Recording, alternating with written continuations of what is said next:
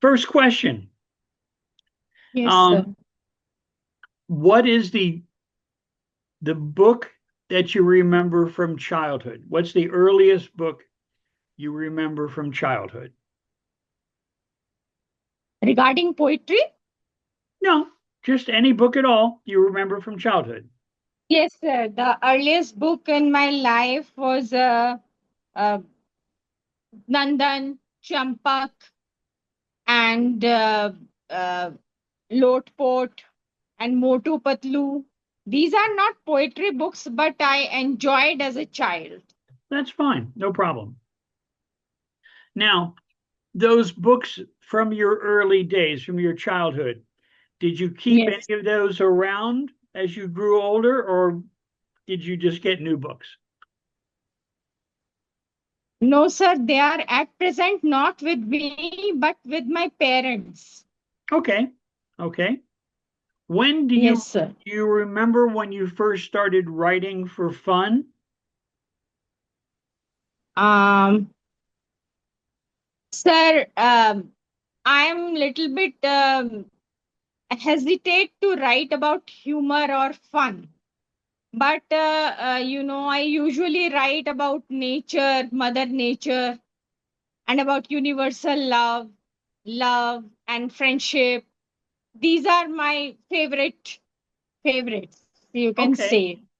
I just meant when did you write for your own enjoyment rather than for a school project?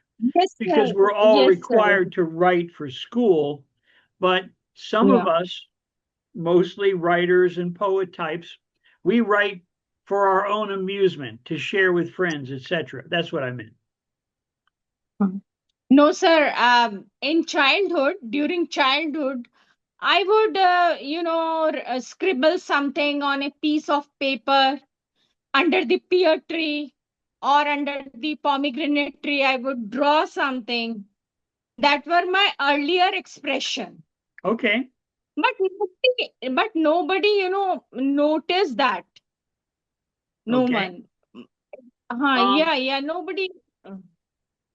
what are some of the first writers that you remember that made an impact on you? The golden treasury given by my dad in my 10th grade. Okay. His his golden treasury about poems, various poets, about various poets and poems. And in 10th grade, I was given a chance for recitation once. So I recited The Solitary Reaper of William Shakespeare. But the performance was not good because it was for the first time in my life I recited that poem on stage. Then afterwards, like I used to take in various activities of school, like reading news or participating in the assembly. Then quote of the day I would deliver. Like these are the activities, and apart, I was not much exposed to the outside world. Okay. Okay. Yeah, and Let me yeah, ask. but whatever I had, I made the best use of it. Sure. Sure.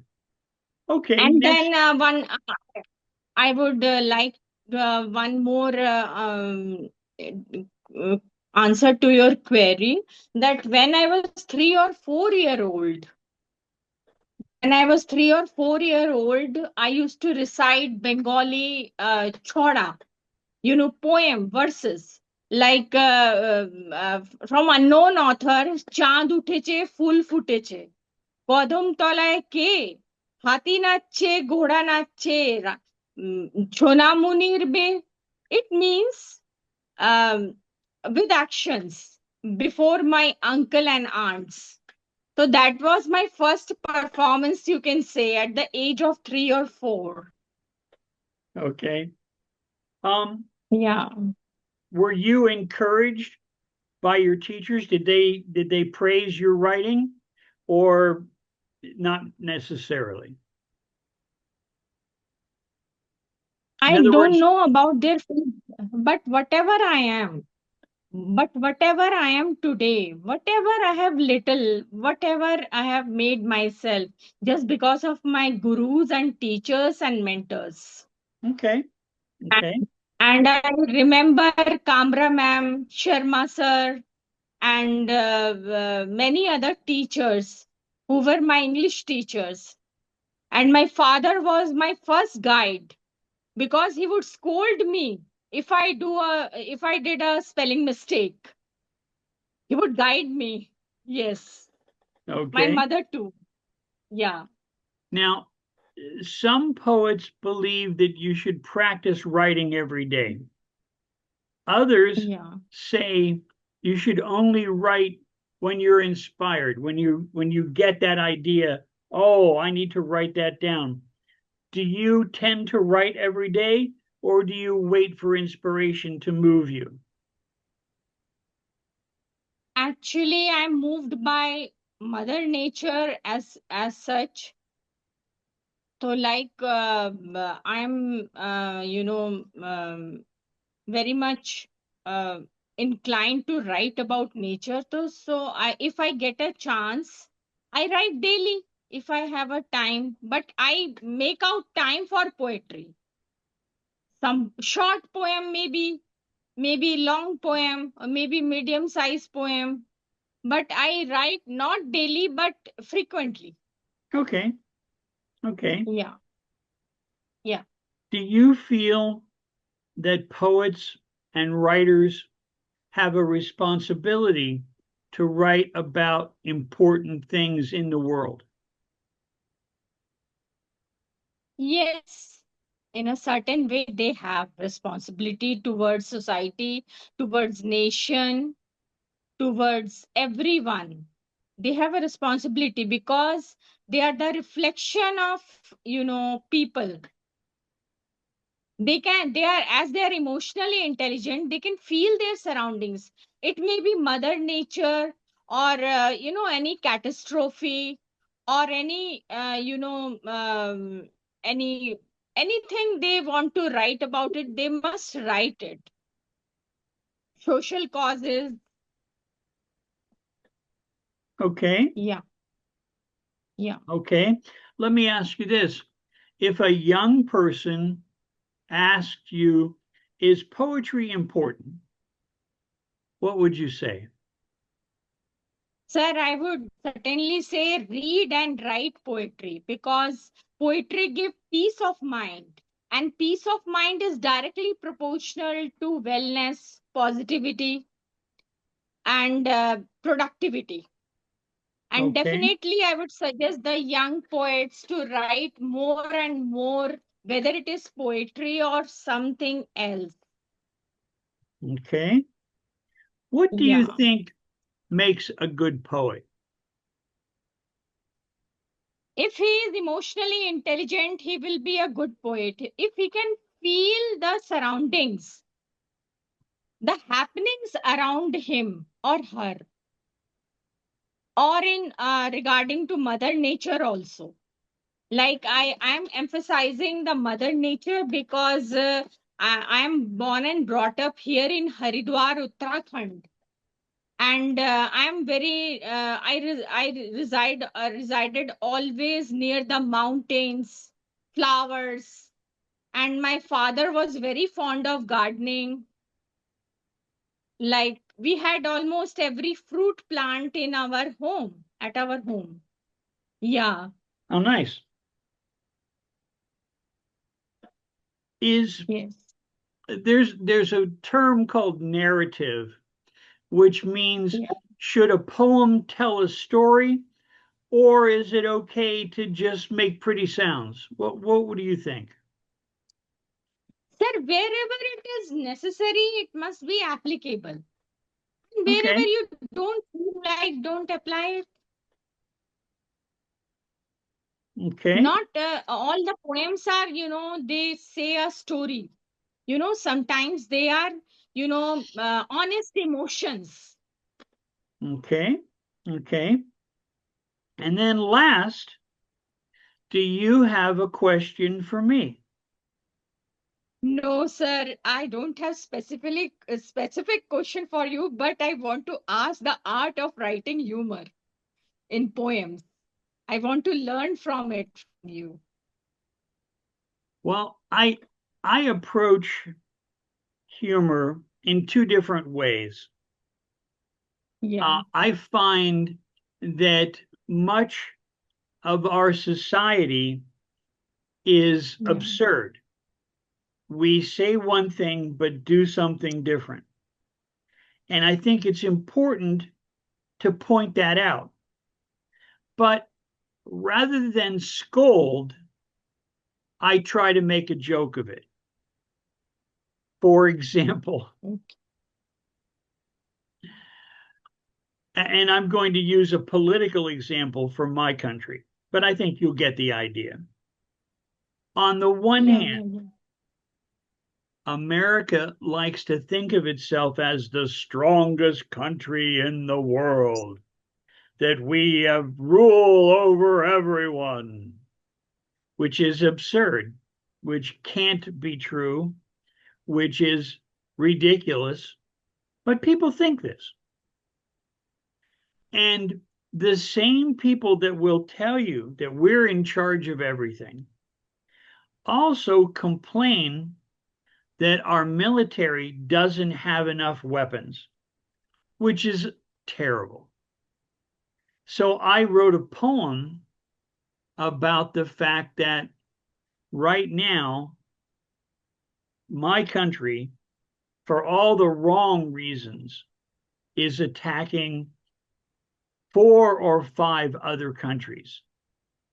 And I asked the question in my poem, do you think that 3 or 4 little wars are really going to deplete our resources when we are so important that we run the world?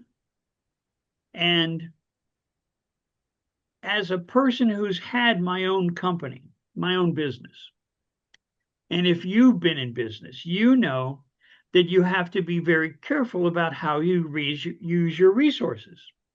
So I don't think it's possible that with these 2 or 3 little wars, we really are running short of weapons. So I made a joke about it in my poem. I try to treat important issues with humor because I think it's easier to understand it. I wrote a poem about, the carbon burning, the burning of fossil fuels is making the air dirty. And from dirty air, we get an increase in temperature. That makes plants more difficult. It makes people's lives more difficult. And I had a poem where a pelican, a seabird, is pointing at windmills that make power without making dirty air. And the pelican is complaining that they're ugly. When how they look is irrelevant because they're creating energy for with no pollution. The same thing is true of solar power, solar panels that make electricity from sunlight. So I make fun of Yeah. these things in the hopes that when people laugh about this, they'll think about it. I I decided as a young person that my writing would do two things: help people understand problems and make them laugh about them rather than feel bad about them. And I think often I succeed.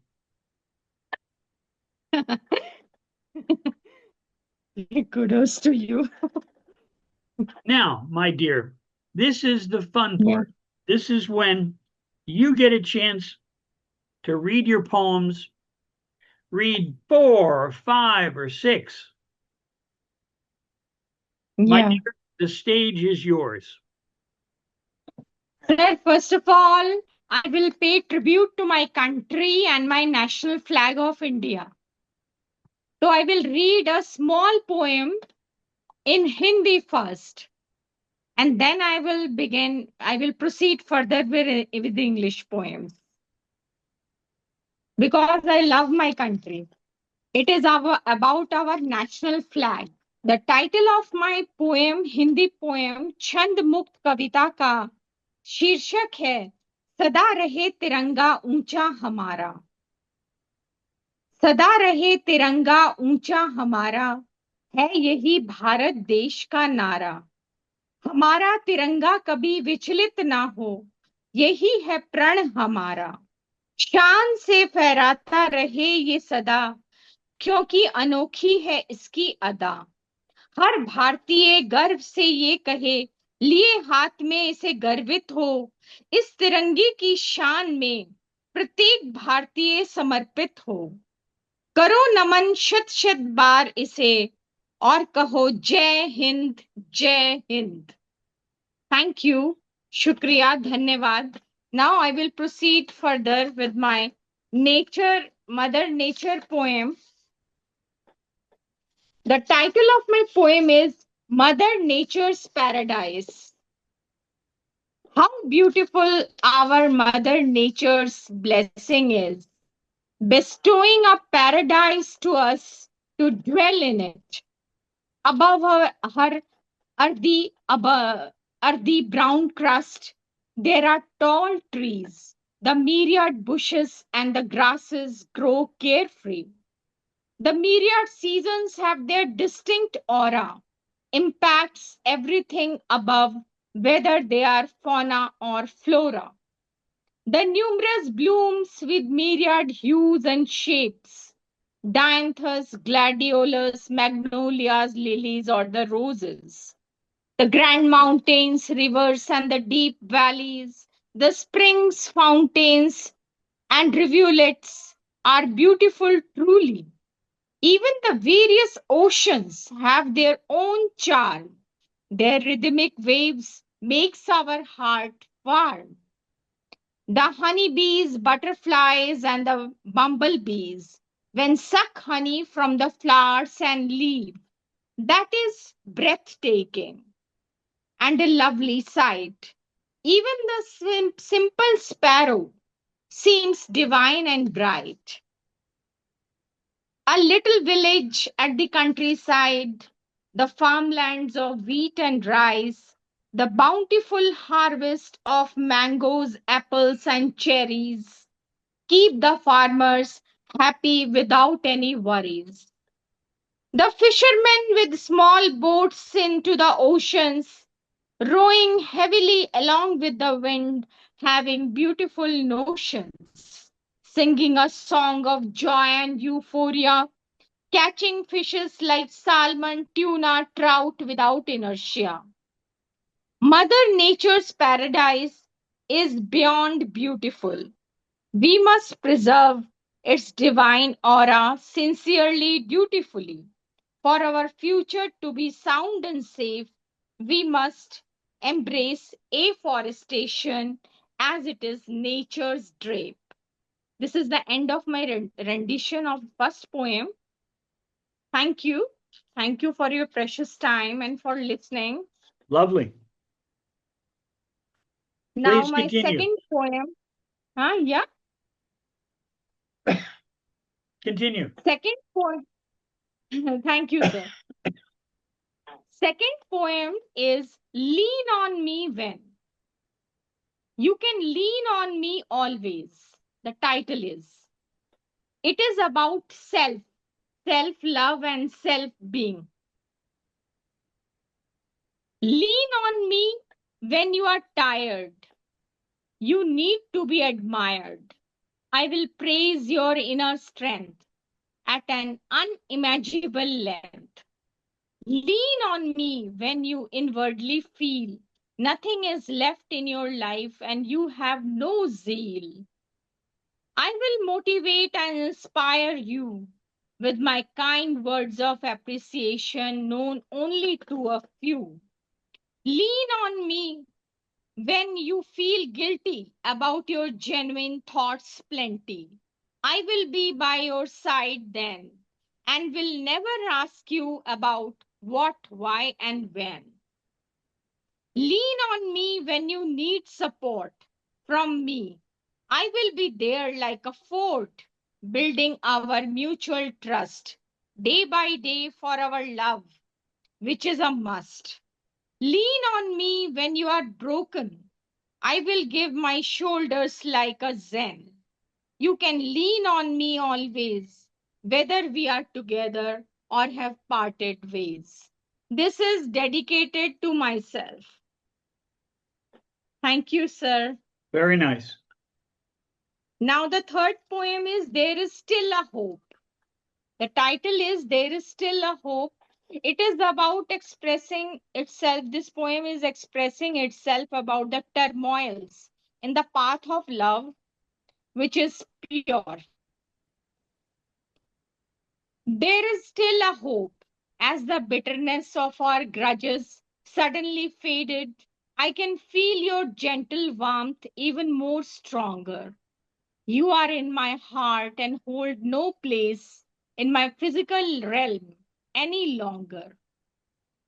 As the bitterness of our grudges suddenly faded, I can feel your gentle warmth even more stronger. You are in my heart and hold no place in my physical realm any longer. The gray cloud seems now lighter. The sky seems powder blue, and I can feel and see it's time to patch up and to heal our souls in a way brand new. This is also dedicated to myself. Self. Very nice. Very nice. Yeah. Thank you, sir. And Guru. It is Guru, the bridge from darkness to light. It is about my tribute to my all my teachers, whether in school or college, or my mentors, or my poetic fraternity, where I get inspiration from various poets. Though this is a poem dedicated to my gurus. Guru, the bridge from darkness to light. This fact is so true and right. Guru, the bridge from darkness to light. This fact is so true and right. A person without a mentor or a guru is directionless.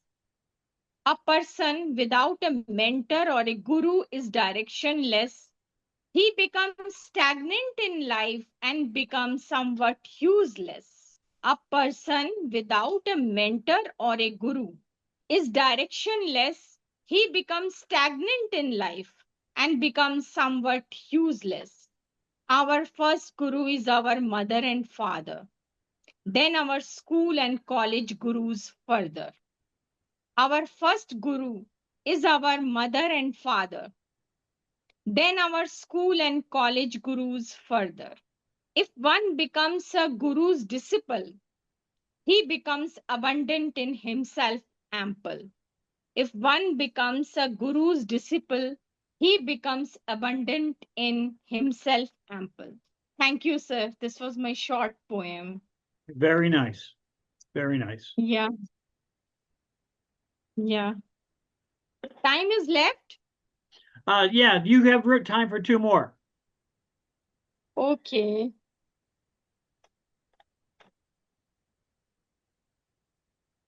This poem is dedicated to my father. How a versatile personality he was, from writing to reading poetry to singing. He inspired me a lot in my childhood and afterwards. He is no more. I want to dedicate this childhood memory, you can say, to him. Okay. The title of my poem is The Bicycle Rides of Childhood. Those days of childhood Dad and I would go for bicycle rides in the nearby woods. Those days of childhood, Dad and I would go for bicycle rides in the nearby woods to see the rising orange ball, the morning sun near the mountains, to see, to see those lovely springs and fountains, to see the rising orange ball, the morning sun near the mountains, to see those lovely springs and fountains, to feel the beauty of nature from big things to the things of small stature.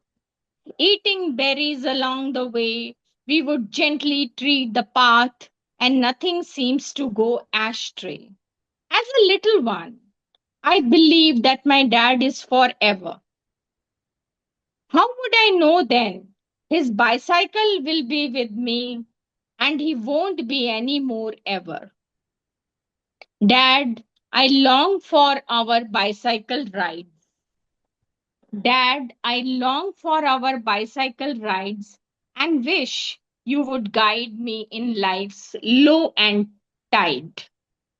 And wish you would guide me in life's low and tide. Thank you, sir.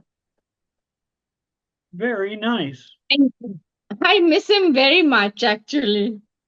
I'm sure you do, and I bet he still loves you very much. Thank you, sir. God bless. I Amen. I believe that those that we love, even when they finish their time here on the world, they still are with us. Yes, sir. His blessings are with me. That's why I'm here today before you. I think so. You know, Yes, elders' blessing is very important. yes. Now, you want to close with one final poem? Yes, sir. The beautiful, it is about spring. It is about spring. The Okay. title of my poem is The Beautiful Spring. The yellow mustard fields, the cherry blossom shields. The myriad flowers bloom, wipes away our gloom and doom. The dahlias and the pansies, the carnations and the honeybees, the snapdragons and the calendula beds, the myriad beautiful messages they spread. The Mother Nature seems breathtakingly beautiful as the beautiful spring blesses us with plentiful. The fragrant morning and evening cool breezes, natural beauty and everything ecstatically harmonizes. The Mother Nature plays its unique symphony, and it is spring that sings melodiously. The vibrant hues and the evergreen leaves, the beautiful spring is like a treasure for keeps. Thank you, sir. Lovely. Thank you so much for your time, Osmi. I hope that you enjoyed having a chance to read some poetry for us. And I know everyone who listens Thank to you, the sir, for show, giving me this opportunity and Poet of East Forum, my sincere thanks. you're And to very you. welcome. Namaskar. And one thing more, I want Yes, to thank Saraswati Poswal ma'am, then William G. Maveli sir, who has helped in publishing my first fragrances. Here it is. Here it is. You can how see nice. it. How nice. Congratulations. Yes. Thank you, sir. And this is the golden treasury of my father. Ah, how nice. Yes, yes, sir. And Well, you many anthologies are there. have a wonderful Yes, evening. sir. Thank you so much Thank for you, your sir. time. Thank you, Bye sir. bye. Namaste. Namaste.